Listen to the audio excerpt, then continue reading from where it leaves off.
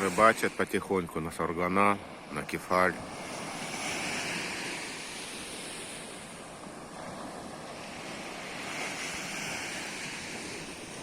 Вот дождик прошел, у нас как раз радуга.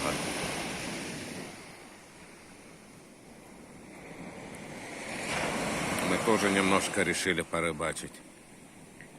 Ну, я тут компанию просто составляю. С меня такой рыбак.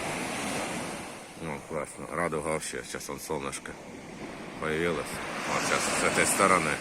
Вообще класс.